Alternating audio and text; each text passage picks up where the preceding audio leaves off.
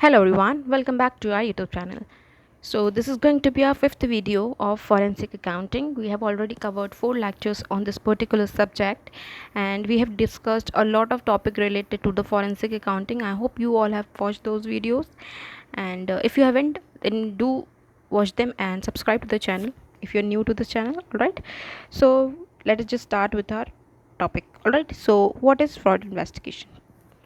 Before knowing about the fraud investigation, let us just understand what is investigation. Alright, तो हम अगर किसी भी क्राइम सीन की बात करते हैं या फिर किसी भी क्राइम की बात करते हैं, ठीक है, it's not just about criminal crime हो गया, सिविल क्राइम, ठीक है, किसी भी तरह के क्राइम की बात हो रही है तो आप जब इन्वेस्टिगेशन करते हैं तो इन्वेस्टिगेशन में क्या होता है, इन्वेस्टिगेशन में आप कुछ ऐसी एक्टिविटीज़ या फिर कुछ ऐसे प्रोसेस करते हैं जिससे कि आप पता लगा सकें कि जो क्रिमिनल है या फिर जिसने ये क्राइम कमिट किया है वो कौन है. ठीक है, आप देखेंगे, आप उसमें पता लगाने की कोशिश करेंगे कि एविडेंसेस निकालने की कोशिश करेंगे. ठीक है, उसको सज़ा कैसे मिले, आप पूरी कोशिश करेंगे कि एविडेंसेस मिले. ठीक है, तो कुछ ऐसे प्रोसेस, सिस्टमेटिक प्रोसेस आप इन्वॉल्व करते हैं.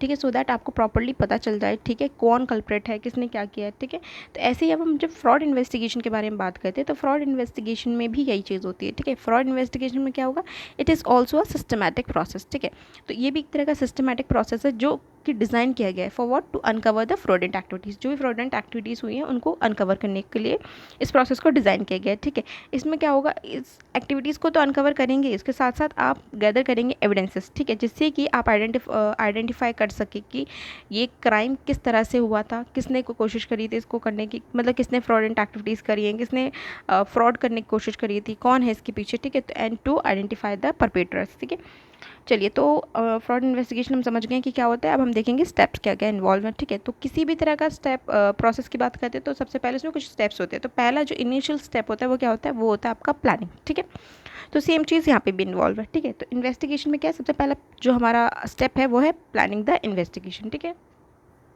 तो आप प्लानिंग करेंगे, तो प्लानिंग में क्या करते हैं, आप पहले अपना ऑब्जेक्टिव्स डिफाइन करते करेंगे कि क्यों हम लोग इन्वेस्टिगेशन कर रहे हैं. ठीक है, तो यहाँ पर भी सेम वही चीज़ हो रही है. You will define the objectives. ठीक है, जिसमें क्लियरली आउटलाइन करेंगे कि इन्वेस्टिगेशन का जो मेन एम है. ठीक है, आप इन्वेस्टिगेशन क्यों कर रहे हैं, क्या अचीव करना चाहते हैं इस इन्वेस्टिगेशन करने के लिए. फॉर एग्जांपल, आपको एविडेंसेस कलेक्ट करने हैं या फिर आपको पता करना है कि हाँ ये फ्रॉड कैसे हुआ है. ठीक है, you wanted to identify the fraud, कि फ्रॉड कैसे हुआ था, क्या फ्रॉड हुआ है. ठीक है, और कैसे हुआ था, फिर आपको देखना है कि भाई किस हद तक डैमेज किया इसने. ठीक है, तो मेन ऑब्जेक्टिव्स. ठीक है, पहले सबसे पहले आप डिफाइन करेंगे ऑब्जेक्टिव, फिर आप असेंबल करेंगे टीम को. ठीक है, तो you will form a team for of professionals.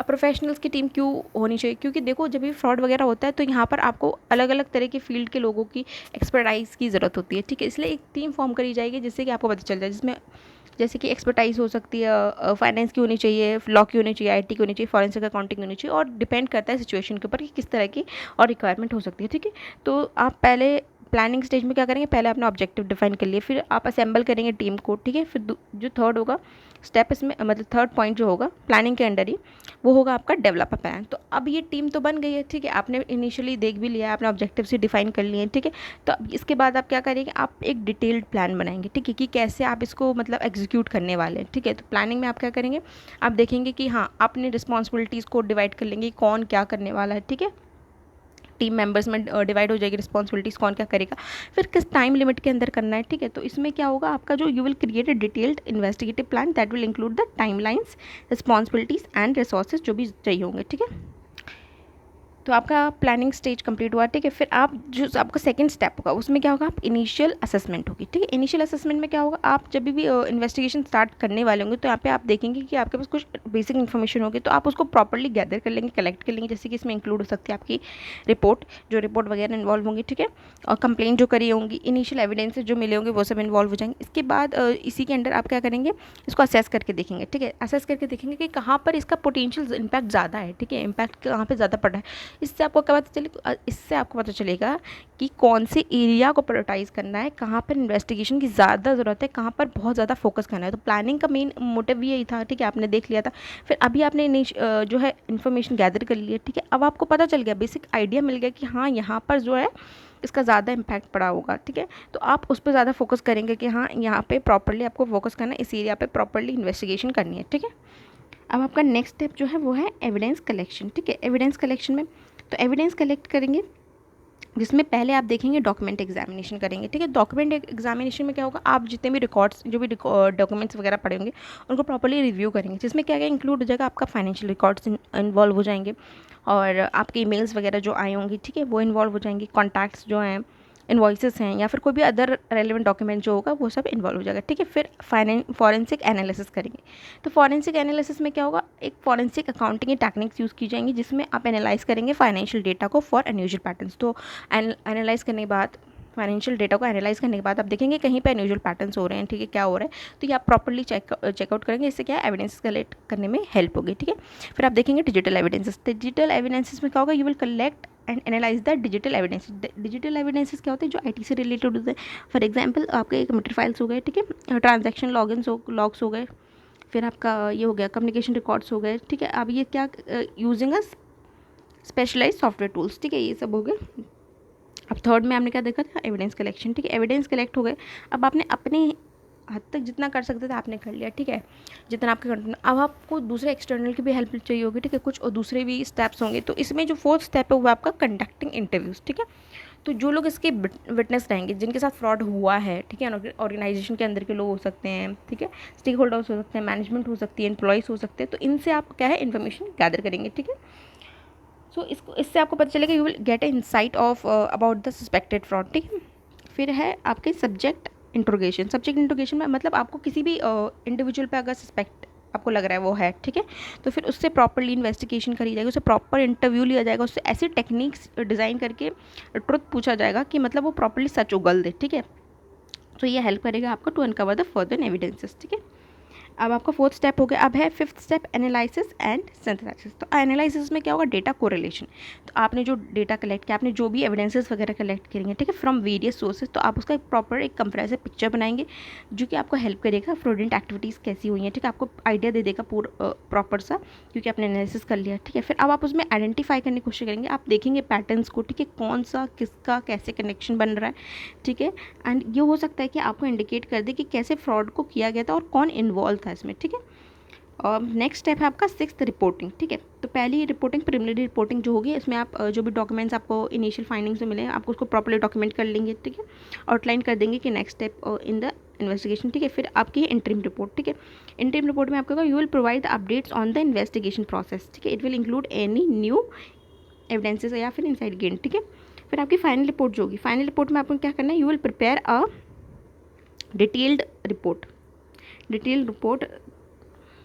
that summarize the investigations finding evidences conclusion and recommendation for action, ठीक है। ये हो गया आपकी रिपोर्टिंग हो गई। फिर आपने रिपोर्टिंग कर ली है, ठीक है, आपने डॉक्यूमेंट्स प्रिपेयर कर लिए, ठीक है, प्रिपेयर कर लिए रिपोर्ट, डिटेल रिपोर्ट की, हाँ ये एविडेंसेस कलेक्ट हुए हैं, इन्वेस्टिगेशन की ये फाइंडिंग्स हुई हैं, कंक्लूजन ये निकला है और कौन से आप बताना चाहते हैं कि ये प्रिवेंटिव एक्शंस लिए जा सकते हैं, ठीक है। तो वो सब आप प्रॉपरली क्या है डॉक्यूमेंट कर लेंगे, आपकी फाइनल रिपोर्ट रेडी हो जाएगी। फिर इसके बाद जो सेवन्थ स्टेप है वो आपका है लीगल कंसिडरेशन, ठीक है। अब आपने रिपोर्ट तो कर ली, अब लीगल कंसिडरेशन की ज़रूरत है, अब आगे जो भी लीगल एक्शंस वगैरह लेने की ज़रूरत होगी तो वो ले ली जाएंगे, ठीक है। सो कंप्लाइंसेस है इसमें, ensure the investigation complies with the legal and regulatory requirement, ठीक है, जिसमें इंक्लूड होंगे आपके एविडेंस हैंडलिंग कैसे करना है, डेटा प्रोटेक्शन लॉज वगैरह, ठीक है। फिर है कोऑर्डिनेशन विद अथॉरिटीज़, ठीक है। So work with the law enforcement and regulatory agencies if criminal activity suspect. अगर कोई क्रिमिनल एक्टिविटी सस्पेक्ट हुई है तो फिर आपको प्रॉपर्ली किसके साथ काम करना है, लॉ इन्फोर्समेंट एजेंसीज जो है, रेगुलेटरी एजेंसीज है, उनके साथ काम करके फिर आपको प्रॉपर्ली लीगल वे में मतलब करना है, ठीक है। फिर आपका जो नेक्स्ट स्टेप है वो है इम्प्लीमेंटिंग रिकमेंडेशन। अब आपको पता चल गया किसने फ्रॉड किया था, कैसे किया था, सब कुछ आपको पता चल गया। तो आपको ये भी तो देखना होगा कि नेक्स्ट में ना मतलब बाद में वो फ्रॉड वापस से ना रिपीट हो, या फिर जो है वो फ्रॉड वापस से इंसान कंडक्ट करने की कोशिश ना करे, ठीक है, वापस से ऐसा कोई फ्रॉड तीसरा इंसान आके ना कर दे, ठीक है।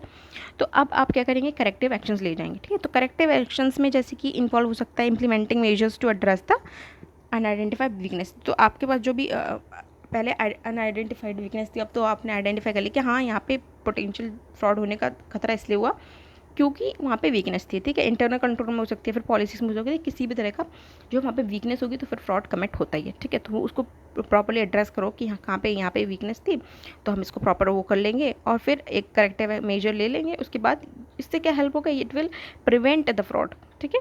जो भी फ्यूचर में फ्रॉड होने वाले हैं उसको प्रिवेंट कर देगा। फिर अगर पॉलिसी में कोई चेंज करने की ज़रूरत है तो पॉलिसी को चेंज कर दीजिए, ठीक है, जिसमें इंक्लूड हो सकता है आपका updation in the organisational policies, या फिर कोई भी प्रोसीजर्स ऐसे आपको फॉलो करने की ज़रूरत है तो आप कर लीजिए, ठीक है, पॉलिसीज़ में चेंज कर दीजिए। और फिर आपका जो 9th है वो है कम्युनिकेशन, ठीक है। अब कम्युनिकेशन में क्या होगा, इंटरनल कम्युनिकेशन जो भी यूज़र्स हैं, ठीक है, उनको बता दीजिए। मतलब बेसिकली अगर किसी ने कंपनी इन्वेस्ट कर रखा है, फिर कंपनी से रिलेटेड है, अगर कंपनी में फ्रॉड हो रहा है तो क्यों उसमें इन्वॉल्व होकर रहेंगे, वो भी सोचेंगे कि हो सकता है इन फ्यूचर भी फिर से फ्रॉड हो जाए और हमारा पैसा डूब जाए, ठीक है। तो उनको प्रॉपर्ली आपको कम्युनिकेट करना पड़ेगा, ठीक है। तो इंटरनल कम्युनिकेशन रखिए, keep the stake holder informed about the investigation process and findings, ठीक है। और अगर ज़रूरत पड़ती है, ठीक है, अगर रिक्वायरमेंट है तो फिर आपको प्रॉपर कम्युनिकेशन को मैनेज करना पड़ेगा, ठीक है, विद द एक्सटर्नल पार्टी, जैसे कि स्टेक होल्डर्स हो गए, आपके शेयर होल्डर्स हो गए, ठीक है, सॉरी शेयर होल्डर्स हो गए, रेगुलेटर्स हो गए, मीडिया होगी, ठीक है।